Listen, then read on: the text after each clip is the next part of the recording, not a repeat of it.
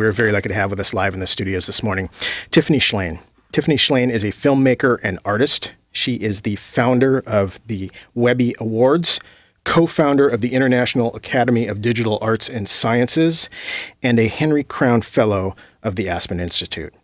Her work with film, technology, and activism has received 44 awards and distinctions, and her last 4 films have premiered at Sundance. Her films include Life, Liberty, and the Pursuit of Happiness, about reproductive rights in America; The Tribe, an exploration of American Jewish identity through the history of the Barbie doll; Yelp, with apologies to Allen Ginsberg's Howl, about our addiction to technology and the importance of unplugging; and she is here to talk about her new documentary, Connected, an autoblogography about love, death, and technology that premiered last night in Seattle at the Varsity Theater. So start out, tell us, what was your motivation in creating your film Connected? Okay, it goes back early to, I ran the Webby Awards for 10 years, which really looked at the internet and how it was changing our world and honoring the best of it. So I've always been interested in this extension we've really created through the web of connecting people. So there's that aspect. But I think even going back further, I worked on the film on reproductive rights, Life, Liberty, and the Pursuit of Happiness, which, looked at reproductive rights. And all of my films were looking at a particular issue. And I became increasingly interested in why we talked about things on their own in isolation when really everything is connected. So to talk about the environment without talking about population and ultimately women's rights, and you're just talking about one part of the problem. And that as our culture has become more connected online, it is kind of exposing more and more this interconnectedness of everything. I mean, we've been connected on every level since the Big Bang, biologically and then economically and now technologically. So I wanted to kind of revisit how we've been connected historically, how it's changed society, the more we've become, where we are today, and where I think we might be going. That was the original impetus of the film. And did it change at some point in time? Yes, it did change. Oh, yes. So I originally was like, what does this connectedness mean for humanity? That was my big question. And then I have a writing team, and I had invited my father to be a co-writer of the movie, and he often wrote about, his name is Leonard Shlain, and he was a national best-selling author, and he wrote a lot about civilization. So it's natural to ask him to help me write it. We always wanted to collaborate. I thought it'd be fun. And then in the middle of production, the film took 4 years to make, and 2 years in, I sat and watched a rough cut, which, as those of you that aren't filmmakers, you're normally working on a specific part of the movie. And occasionally you sit back and watch the whole thing from beginning to end. And I sat there and I watched this 2-hour rough cut, and it was very interesting. I had a lot of ideas about history of connectedness and where we're going, but it didn't emotionally connect to me at all. And I think the reason probably why this struck me even further was that my father had just been diagnosed with brain cancer and given 9 months to live the same week I found out I was pregnant. And as you can imagine, I was just, I couldn't stop thinking of connection and emotional connection, and what does that mean? And that was at that moment that it hit me. In order to get at the bigger idea of humanity's connectedness, I needed to understand my own connectedness. And those of you who have lost a parent or might have a sick parent, it's a very profound thing, whatever your relationship is, and it's just very profound to lose one of your first connections and one of your most impactful connections. So that began the very difficult process of weaving in my own story. So really, so we had this whole film. It was just about, we call it the idea film. And then I had my own personal film of this 9-month period, and then we wove them together. And the really exciting moments were when my personal experience really clicked with the global experience of humanity. And there were many moments like that where the two really wove together, and that's usually where we interlink them. And so it really is. The reason we called it an autoblogography, which is a word. The film has a lot of humor. I'm making it sound so heavy, but it's got a lot of lightheartedness intermixed with a lot of bigger and heavier stuff. But it's because it really is a 50-50 of my own story with the story of the bigger story of our species and where I think we might be going. Can you talk about a couple of the intersections of? Well, in the film, I really was exploring, and my husband, who was a co-writer of the movie, and he's a professor at UC Berkeley, and he was at the time teaching a class about the history of efficiency. He's a professor of robotics, and so we were very interested. So that became like kind of a major kind of idea in the film, is that we keep on becoming, all these technologies are really about us becoming more and more efficient, and our desire for growth. And obviously today we're seeing that this like desire for growth is not the best for the environment. You know, a company is only successful, it just keeps going bigger and bigger and bigger and bigger. And like, to what end? Like, to what point is it diminishing returns that something gets so big that it is really hurting our world instead of helping it? So that's definitely a theme, because this is a very strong environmental thread in the film. And one of the moments that clicked is here, as you can imagine, this 9-month period, my father's cancer in his brain was growing, and I started to understand this growth on the planet being somewhat cancerous on some level. And so there's a line that says, growth for growth's sake is cancer.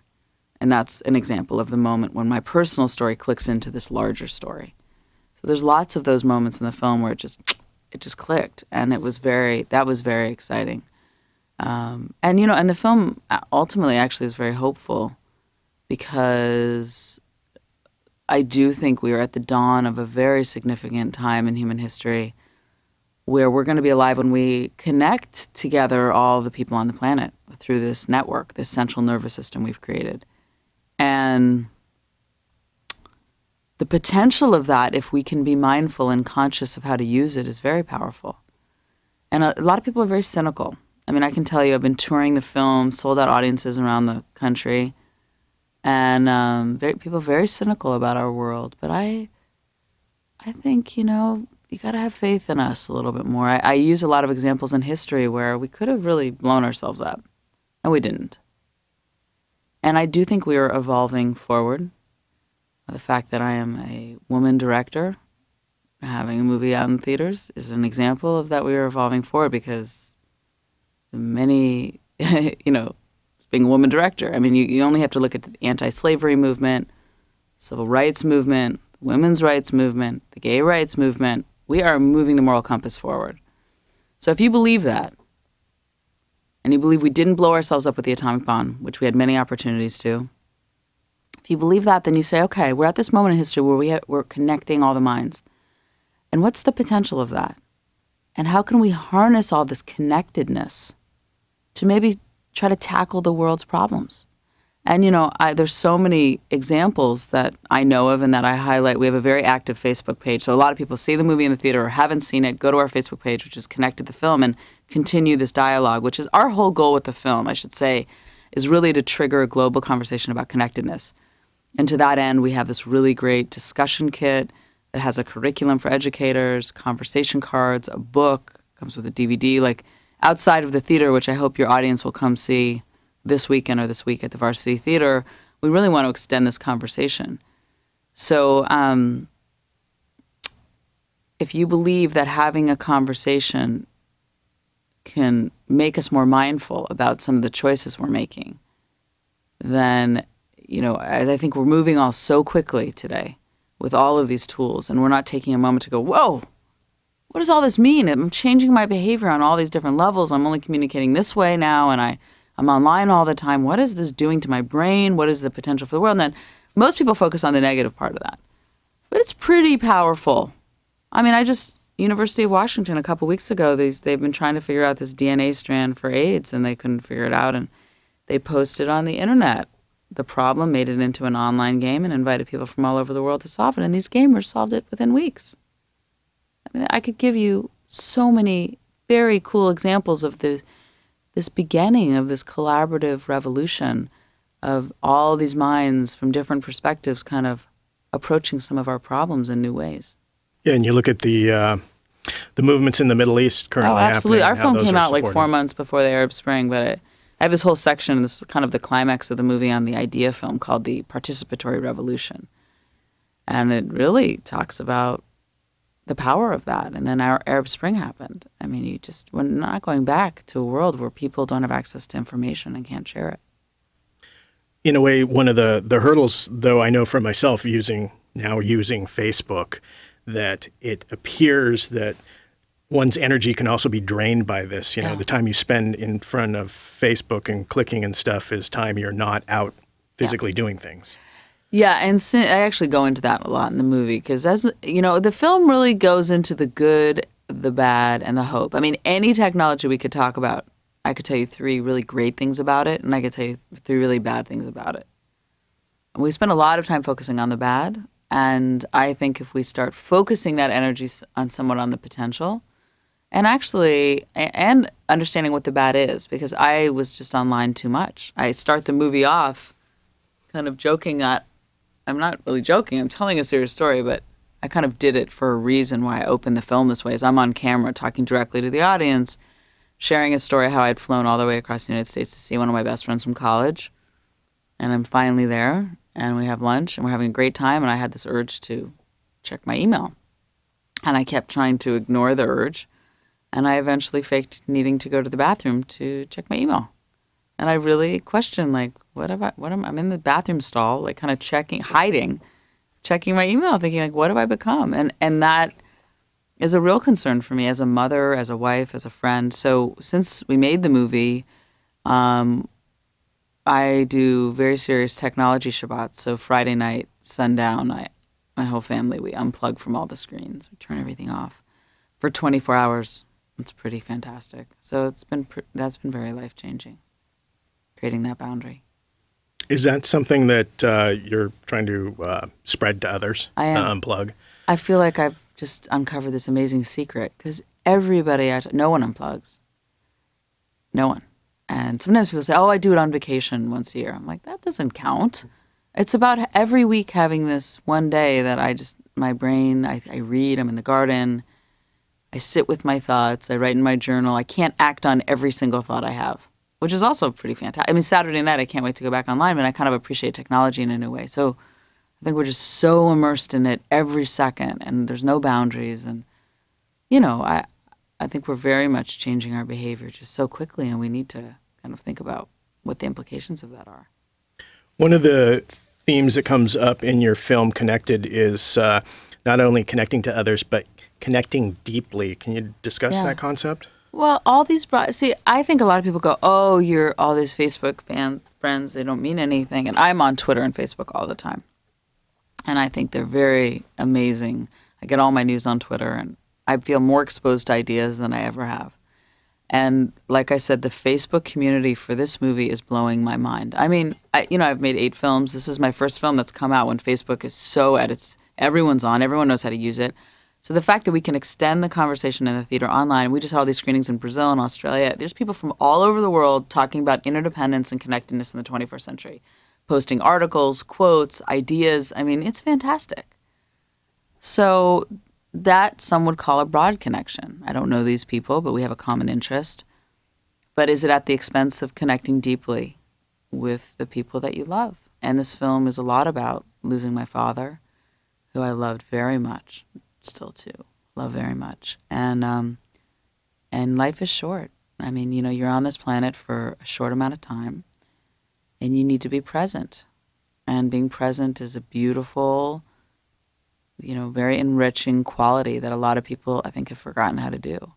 So these technology Shabbats, I connect deeply then, and I think that we just need to not forget how critical that is in the human experience, because we are social creatures. We want to connect. What's the one thing we do to the worst punishment in society is solitary confinement.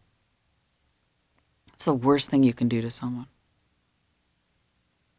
And I think that says it all. We want to connect. We want to be with people. We want to go to a theater. I mean, last night was amazing. It was just packed theater and such good discussion and everyone, just huddled in this theater together, experiencing something together. We're just social animals that like to do that. So as we're changing with all these extensions of ourselves, because they're not, people talk about them like tools, technology, as if it's this thing, this other. It is just us. We created a telescope because we couldn't see far enough. We created a computer because our brain could only grow so big. And now we're connecting all those computers and minds together, which are just connecting us together. It is our evolutionary path to do this, to connect more and to have a bigger capacity for knowledge. I loved in your film, I loved all the archival footage of your family and your father, who I was lucky to be able to interview a couple times. Oh, really? Yeah. He was on the show? Yeah. So it was really cool to be able to see that, but it also really pulled you into it as well, and your personal situation with your father and your child. Can you talk briefly about some of your father's ideas with like the left brain and the right brain and images, which are so key to our society? Yeah, that's a very big thread in the movie. And again, remember how I was talking about when the personal and the global click together? One of the strongest ways we were able to do that is that my father wrote many books, but one of his books that really kind of fit into what we were talking about was this book called The Alphabet versus the Goddess, the conflict between word and image. And his question was, why was it that goddesses and women were always worshipped in early civilization, and then suddenly they became completely patriarchal and women lost all their kind of power in society? Like, what was the event that happened that continued to happen all over the world? And the thing that he found was it was all traced back to when literacy was introduced into a society. And he builds on an idea that reading is very linear and left hemisphere, which is associated with male traits, and that images and emotions is very right hemisphere and very feminine. And that whenever literacy was introduced, everybody reading kind of rewired society to a very left brain, patriarchal male way of living. And women have been oppressed. And then with the invention of electromagnetism and photography and film and television and now the internet, with this proliferation of images, you see women along that trend rising in power again in society, and that we're kind of rebalancing society back to a more even right brain, left brain. And he really believed that the internet, which activates really both linear and image-based ways of processing information, is the true integration of right and left hemisphere. And then his last book he was writing throughout the whole film, and I kind of track it, is this book called Leonardo's Brain, which he had been working on for about 5 years before he got ill, which looked at Leonardo da Vinci as if he was the future of our species. Every few thousand years, there's a mutation in a species that kind of shows you where the species is headed. And he believed that the brilliance of Leonardo da Vinci being able to master both his right and left hemisphere so completely in art and in science, image and in numbers, that could be the potential of our species. So that I also kind of explore that towards the end of the film. Since you had him on the show, did I explain it well? Mm-hmm. Did his book, I am his voice now, so I have to make sure I do it justice. Did Leonardo's Brain, did that get published? Well, it will be. He finished it literally weeks before he died, and it's an unedited manuscript that we are getting edited, and we will be putting out into the world. So yeah, a lot of people that see the movie are like, because I explored the idea that like they want to read the book. I mean, it's been great. I mean, obviously, lots of people come to the film and they're big fans of my dad's book. That's kind of a lot of people that come to the film. There's a lot of other people that come, have no idea my dad's in the movie, and are fans and just like are, oh my gosh, this is about one of my favorite authors. And then there's the other third who have never heard of him and get turned on by all his books, and it's a huge spike in his book sales. It's just so, it's an interesting thing because I use this quote at the end of the film, when you teach your children, you teach your children's children. And I am sharing my dad with the world. And he was just one of these very special people who was not only an intellectual, but just an amazing father and just person. I mean, he lived really beautifully, and he actually died really beautifully in the sense of how he approached knowing he was going to die. And I documented that. And yeah, so it's been a pretty amazing experience. I feel incredibly connected to people in the audience when we have the Q&As. I mean, last night is just like, you know, it's been great. You touch on also in the movie that that he had had cancer previously, and that after that he had devoted himself to his children. Yeah, I mean, his other profession was he was a practicing surgeon, and he had a very big career in that. And he used to work really hard when we were little as doctors, you know. They really do. You're on call all the time. And when he had non-Hodgkin's lymphoma when he was 37. And they told him he was going to die then, and he really changed his life, and really a lot of family trips, a lot of family meals, and it really changed him. And then he went into this miraculous remission, so for 30 years. And you had, from when you originally conceived of this film, you had planned to have him as a co-writer, yeah. And then at one point he came down with cancer at some point, and then you had a friend that suggested that you really needed to film him while you still had a chance. Yeah. How was that in terms, because I mean, you're a longtime filmmaker. Was that a struggle working? It was so hard. I mean, you know, to film someone when they're sick is just acknowledging they're going to die, which you never really want to do. And you want to have the hope that he's not going to die. And you're just acknowledging that we're all, I mean, it was very difficult, but he was great on camera. But yeah, I mean, you know, I think our society, we have a lot of, I mean, it's interesting seeing Steve Jobs die and the response, which was so huge. And I felt it too. I mean, listen, my first Mac was a very profound experience for me, and the iPhone. And I was joking the other day that one of my children was saying, I have a small child saying, I want some iPhone. And it was as if she was asking for a lollipop. Mama, I want some iPhone. And she really kind of gave me the same gesture when she wants candy. So, anyways, but I think, you know, the reason, so that tagline is called Connected, an autoblogography about love, death, and technology. Because the film really is a lot about love within a family and a parent and child, and a lot about love of humanity. The good and the bad of humanity, but still loving humanity and believing in humanity. And so that's the love part. And it is a lot about death.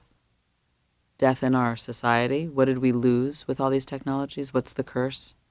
What have we lost with all of these intoxicating new forms of connection? What part has died for us as people? And maybe is it being present? What part is in our world with the environment is dying at the detriment of growth? So it's a lot about death, both personally and globally, but it's a lot about hope and how do we channel a lot of what we're doing here to make the world better. Because if you just listen to the normal news and watch television, that's pretty much the worst of humanity, most of it. And the financial situation and this and the murders and terrorism, and wow, if you looked at just that, you'd think, God, this is really the worst. And our world is really going to go to hell. And then you can go, well, actually, that's not the case. There's a lot of love. There's a lot of amazing examples of collaboration and of new ways of democracy, new ways of sharing information. And what's the potential of that? How could we move the needle forward in a really beautiful way? And the film's not Pollyanna in any way, because it's very grounded in a lot of historical things that have not been great about our world. But it also wants to invite the conversation of, you know, we have agency in this. We can make this world what we want it to be. And the thing about a complex, interdependent, connected system is that small changes in the system can have a huge ripple effect. And so it's asking people, what's your role in this very complex, interdependent system? I think that's a conversation that needs to happen right now. Getting back to your father's work briefly, he had, I believe, at one point proposed that there were two images that really changed the world. Can you touch on that? Yeah. The two images that he believed had the most profound effect, and they're kind of mirror images, is one is of that mushroom cloud, the atomic bomb, and the other one was the image of the Earth. And that those two images did more to kind of change that. The atomic bomb was like the culmination of hundreds of years of kind of left brain thinking and not seeing the bigger picture. And that seeing the Earth was very right hemisphere.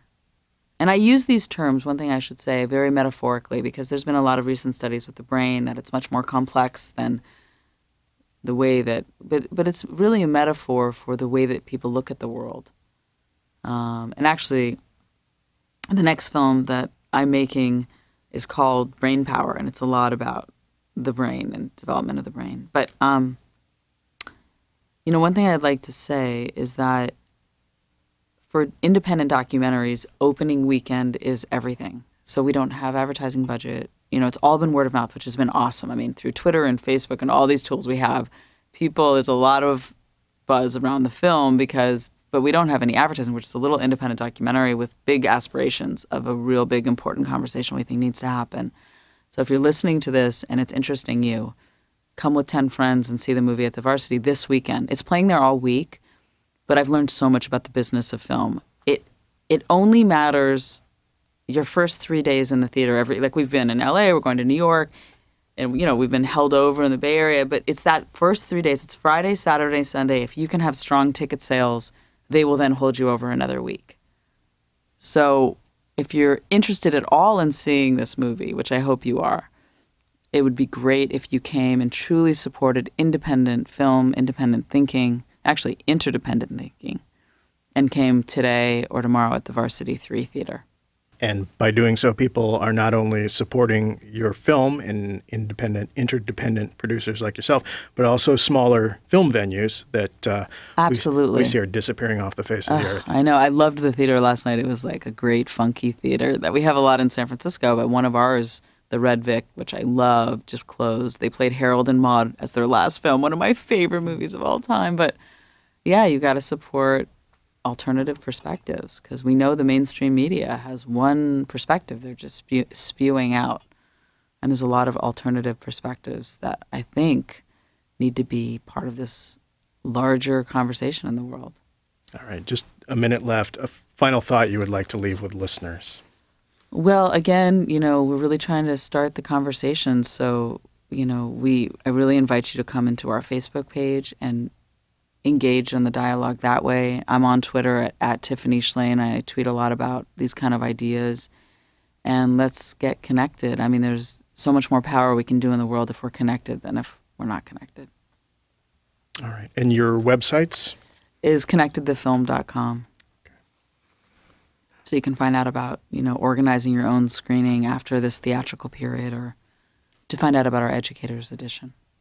Very good. Well, with that, we're unfortunately out of time. I want to thank you very much for coming and spending time with us this morning. Oh, I loved being here. I love knowing my dad was here. You should have told me that at the beginning. Got me all choked up. We've just been talking with Tiffany Shlain. She is filmmaker and artist and director of the new film Connected, an autoblogography about love, death, and technology. It is showing this weekend at the Varsity Theater here in Seattle. And if you missed any of that, you can find out more via her website at connectedthefilm.com.